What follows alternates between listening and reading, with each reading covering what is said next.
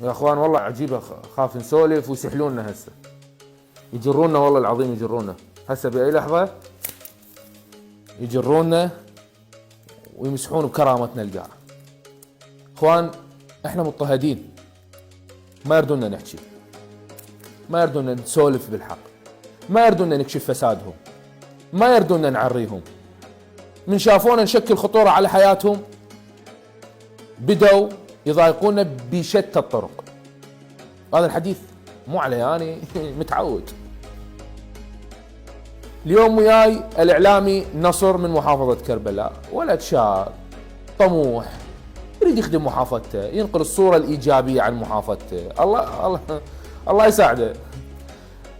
نزل فيديو، وصل فيديو من أحد المواطنين قال لي اكو اعمال صيانه بمستشفى الحسين بكربلاء، وحفر ودريلات وهمرات وبصفرة دهة القلب يصير.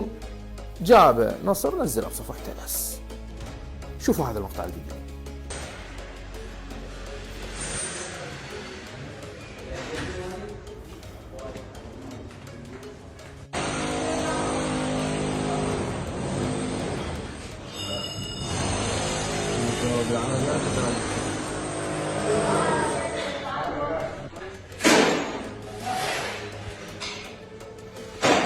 شفتوا اخوان؟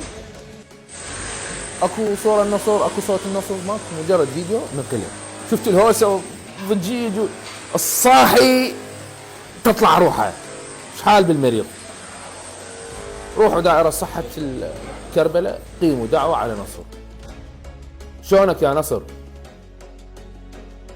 حياك الله حبيبي استاذ حيدر. شيله اخويا، شيله اخويا، ما دامك على حق ونحن على حق فاطمئن، روح رافع راسك باكر للمحكمة. حياك الله حياك الله. لأن القضاء عادل ومنصف، كون على ثقة وستخرج منها براءة إن شاء الله. قاموا عليك دعوة؟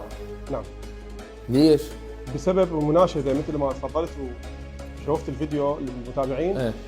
مواطن اليوم ماخذ أمه عندها عملية صمام قلب أو قسطرة، نقل الصورة أبو رامي. اليوم احنا تعرف أستاذ حيدر، اليوم انا وانت وكل الزملاء اليوم ما عندنا محطات فضائيه، ما عندنا قنوات فضائيه، ولا عندنا ظهر يسندنا، اليوم ما عندنا غير التواصل الاجتماعي اللي نوصل للمسؤول. فنقلت المناشده حال لا تكلمت، لا تحدثت، لا كتبت، حتى فوق كما وصلني اعمال صيانه تحت ردهه عمليه القلب او جراحه القلب. هذا اللي صار. اقاموا علي دعوه قضائيه وباكر لازم احضر للمحكمه بسبب هذه الدعوه ضمن ماده 433. نعم. وين اشتكوا عليك؟ جهاز الامن الوطني اللي بلغني. ترى اخوان هاي كارثه، كارثه انه يتم اقامه الشكوى على صحفي بجهاز الامن الوطني.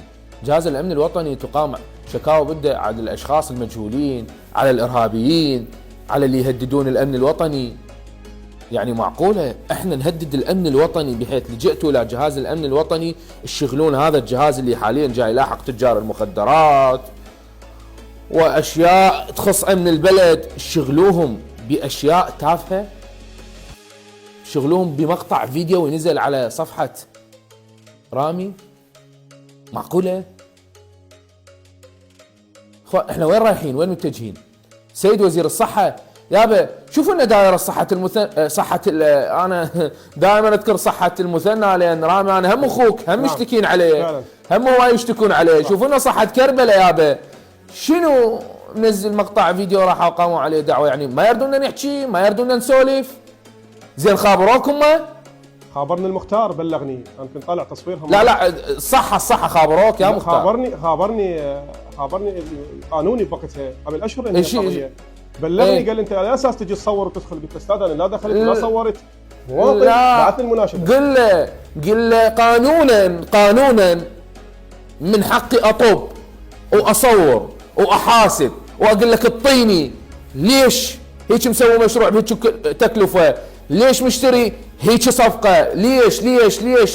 ليش ما عندك ادويه؟ ليش ما عندك تجهيزات؟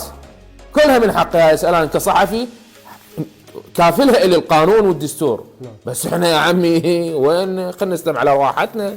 هسه انا قاعد ببيتي واسولف ويوميا جايتني دعوه قضائيه انه بطب جوا واصور.